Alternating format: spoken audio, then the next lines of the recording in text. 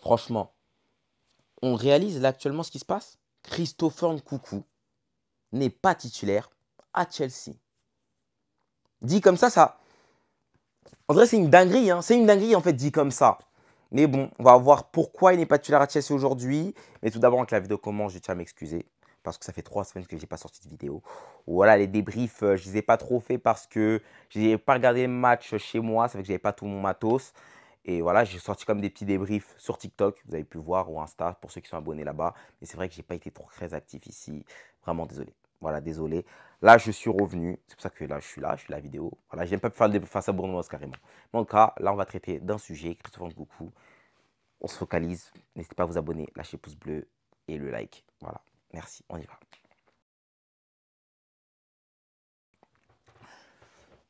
Ok. Christopher. Déjà, il faut savoir, voilà, Nkunku signe à Chelsea lors de l'hiver 2022, il me semble. Non, 2023. Ouais. Genre de la saison 2022-2023, genre pendant l'hiver, le mercato d'hiver. Et il signe en avance, on savait déjà, voilà, 60 millions. Et il allait arriver pendant l'été 2023. C'est ce qui s'est passé.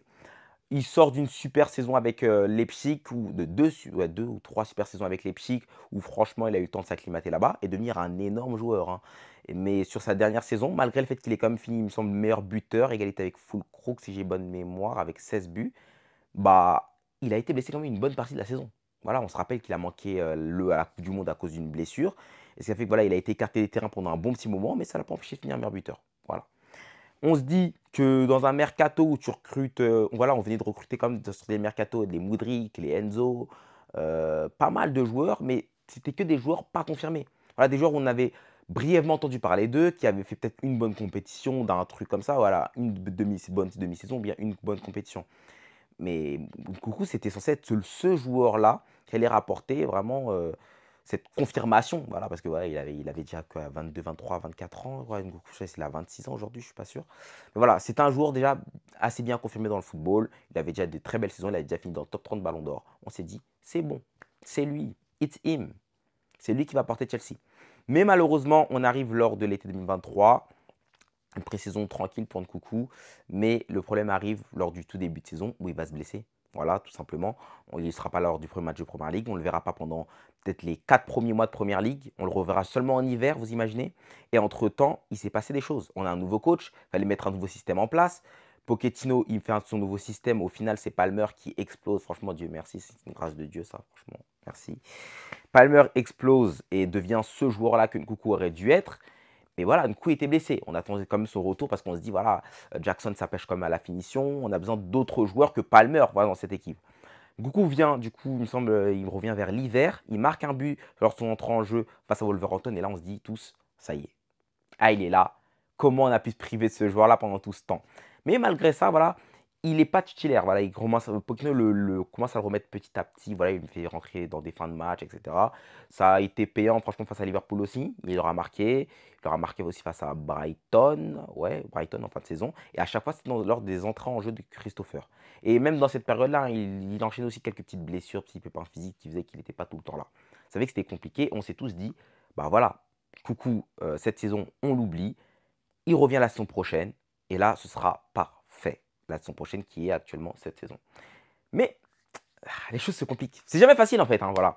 Coucou arrive cette saison du coup en se disant, on se dit tous que voilà, là, on va l'incorporer dans l'effectif, il va jouer titulaire dans cette équipe. Par contre, on commence déjà à avoir des petites hésitations sur le poste qu'il va occuper. Parce qu'on se dit, voilà, Jackson en pointe, c'est pas mal. Bon, pas mal, c'est juste des problèmes de finition, surtout des problèmes de finition. Dans la phase de réparation, c'est vrai que c'est pas terrible, mais sinon, c'est un très bon joueur de foot. Voilà, il a son utilité. On a trouvé comment le jouer avec lui. Palmer top, du coup, c'est un poste en moins. On se dit peut-être qu'il va jouer à gauche. Ouais, il a fait une entrée en gauche face à Brighton l'année dernière, c'était très bon. On s'est dit, on va lui trouver une place. On s'est juste dit, vas-y, on va lui trouver une place, mais on va le mettre en 10 et Palmer va jouer à droite. Lors de la pression, il a joué en tant que 10 toute la pré-saison. Il a marqué des buts, mais c'était notamment sur penalty. Et ça, on va en parler. Du coup, voilà, moi je me dis, voilà, qu'on va le découvrir cette saison, mais Chelsea recrute. Chelsea a recruté. Et les recrutements de Chelsea, surtout sur le plan offensif, même si on s'est débarrassé de quelques joueurs, hein, notamment Sterling, les Broja, etc. Mais le recrutement a fait qu'il y a d'autres joueurs de qualité qui sont venus. Et notamment des joueurs qui savent où jouer dans leur poste.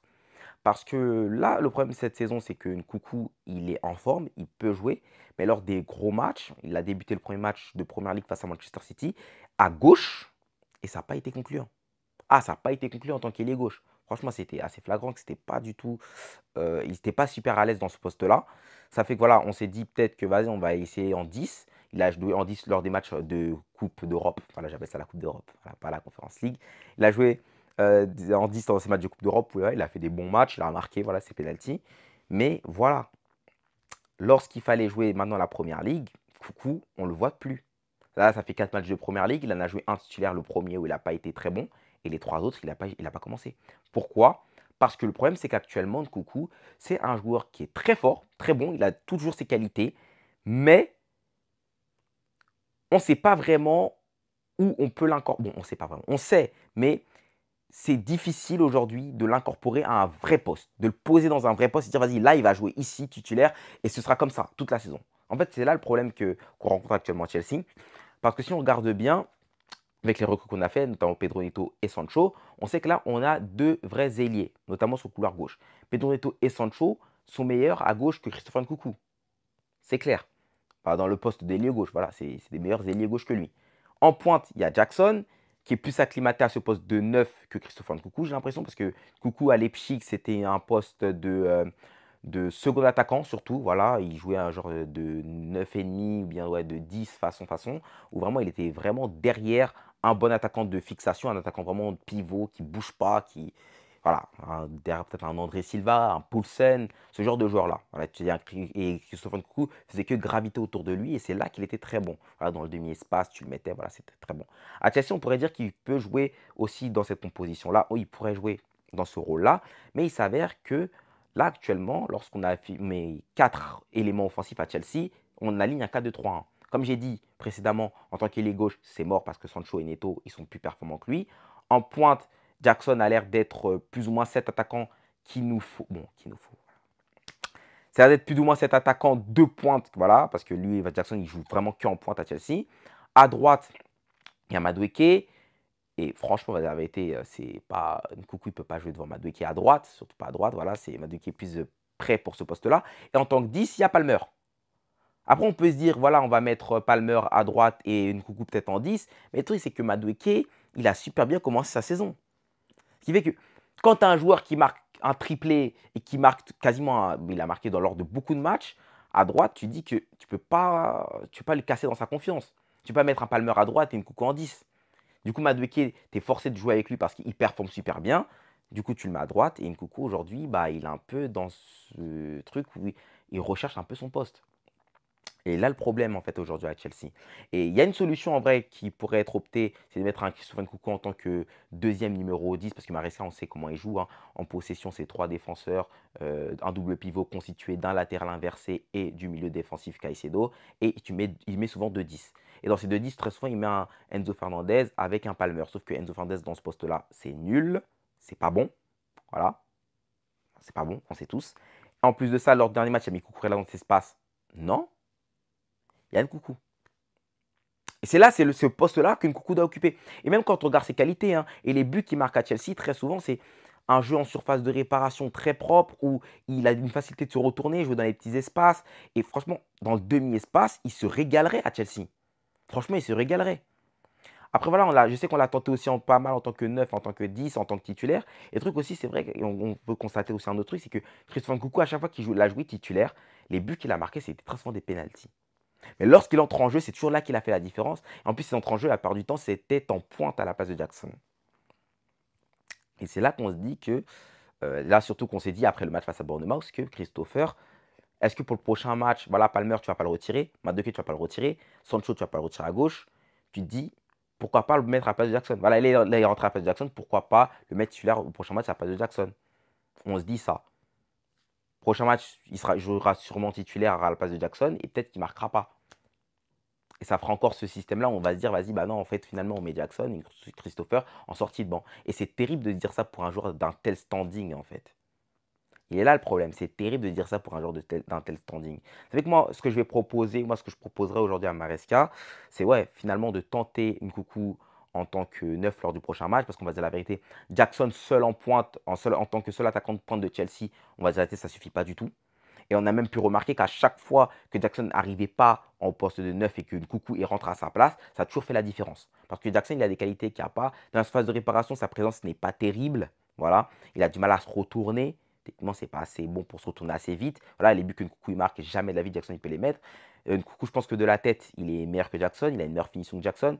Ça fait que voilà, c'est un poste que peut-être qu'il aura un peu de mal à s'adapter, mais je crois que. Non, j'ai un peu de mal à s'adapter. Je pense qu'il s'adaptera, mais je pense que si on compte vraiment sur Nkunku, sur peut-être 2, 3, 4 matchs d'affilée, on le met en pointe, je pense qu'il peut potentiellement trouver cette place-là à Chelsea. Voilà. Mais toujours en alternant aussi avec Jackson, parce que Jackson, on va dire arrêter, il mérite aussi cette place d'attaquant de pointe, parce qu'il a des qualités aussi que Nkunku n'a pas dans beaucoup de matchs. Je sais que Jackson s'est débrouillé dans beaucoup de matchs, a fait de très bons matchs dans beaucoup de matchs que Nkunku n'aurait pas fait. Voilà. Il a une capacité physique à porter même dans le duel, de porter même, moi je dis qu'il porte les défenseurs sur son dos. Voilà, Jackson il a cette capacité-là que Nkunku n'a pas. Mais voilà, c'est vrai qu'il faut lui trouver une place. Aujourd'hui, c'est flagrant. C'est un super joueur et je ne le vois pas faire des sorties de banc à chaque fois. Même s'il est bon dans ce truc-là, hein, mais je ne vois pas faire de sorties de banc à chaque fois pour essayer de marquer. Voilà, je sais qu'il va vouloir gratter sa place, avoir sa place notamment à cause du standing, comme j'ai assez répété. Du coup, Nkunku, prochain match, on se dit en pointe face à West Ham. Et ils vont sûrement jouer le bloc bas West Ham. De toute façon, c'est un très bon joueur de petits espaces. Ça fait que je pense qu'il va se régaler dans ce système-là. À voir maintenant ce que ça va donner. Mais ouais, Nkunku en pointe, actuellement, c'est le seul poste que tu peux jouer. Sans mentir, c'est le seul poste clair où on est sûr et certain qu'il peut échouer. Parce que là, je ne le vois vraiment pas jouer en 10 à la place de Palmer et je ne le vois vraiment pas jouer à droite ni à gauche. Du coup, ouais, joue en pointe, Nkunku. Moi, c'est ce que je te propose. Pour l'instant, joue en pointe et on voit ce que ça donne. Tant que Maresca n'a pas eu le cran de te mettre en tant que 10, tu vas devoir jouer en pointe. Voilà. Dites-moi ce que vous en pensez en tout cas. Qu'est-ce que Christopher Nkunku devrait faire, où il devrait jouer. Moi, ça, je proposerais qu'il joue en double 10 avec Palmer. Après, c'est à voir, hein, à tester.